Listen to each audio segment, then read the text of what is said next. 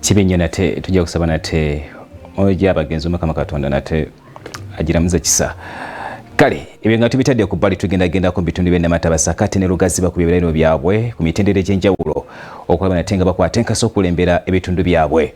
Mu nteekateeka ezibadde zigenda maaso abadde minisita avunanyizibwa ku nsonga z'amazzi omubeezi Ronald Kibole wano wasinzidde n'akawangamula n'akitegeeza nga nate wali mu nteekateeka z'okusabira omukulembeze munda mu ggwanga lya Uganda Yoweri Kaguta Museveni akalulu akamweza mu ntebe y'obukulembeze omwaka 2026.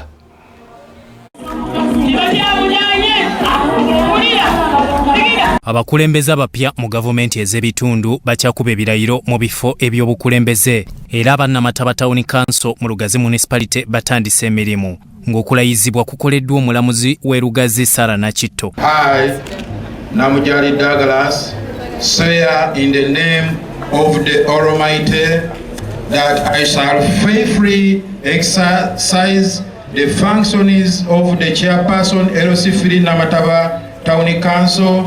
Solomon affirmed that I will give faithful service to this council and support and uphold the Constitution of the Republic of Uganda as by law established.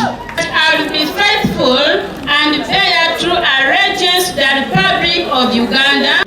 Swear in the name of the Almighty God that I will give full faith service to this council and support and uphold the Constitution of the Republic of Uganda. Wadde bano balayidde naye bagenda kutuula mu kyangaala tebannafuna kitebe era balaajanye babafunire we bakolera emirimu nga Meya Deogracius Namujali bwalambulula. Ekitebe tukyali baana bato kiringanga maama kuzaalira waka amala n'afuna certificate ku Town Council oba ku ggombolola kati naffe twagambye katugende tweyazikeko ku Lexus Gardens tusobole okukola omukolo gwaffe tuleke kuswala nnyo wadde tetulina.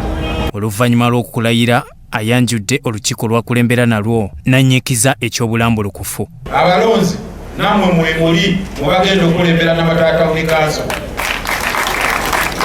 Nsaba wabeewo obwerufu mu mirimu gyonna n'okusingira ddala mu byensimbi.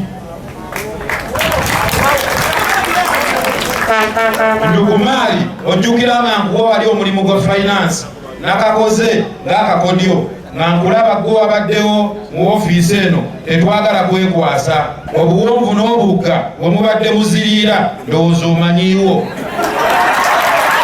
Lukman Alfred abadde meya ow'ekiseera alondeddwa ku bumyuka n'alambika emirimu bwe babadde bagitambuza. So waliwo obuzibu bw'amaanyi nnyo nga n'ebintu bya NADS bwe nga bizze akaluubiriro genda nagoje okubinona nekiba nga abenagoje be baali bafuna okusingira ddala nga Namataba tabaganyula puroguramu eyo.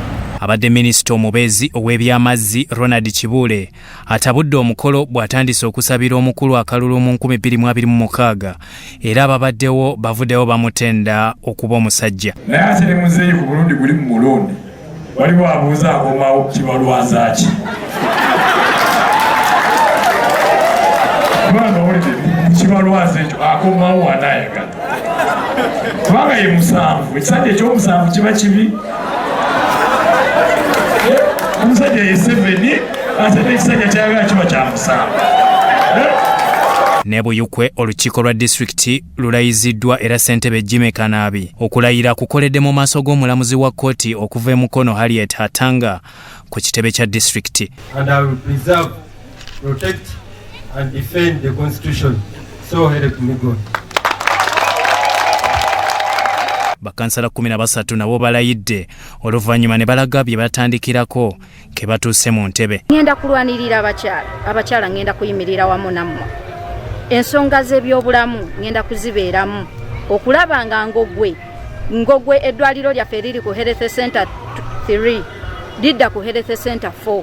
Ne Lugazi Municipality nayo balayidde era Meya John Bosco Asea mu kwogera kwe asabye bakulembeze banne okutuusa empeereza mu bantu. I've taken oath today the first time.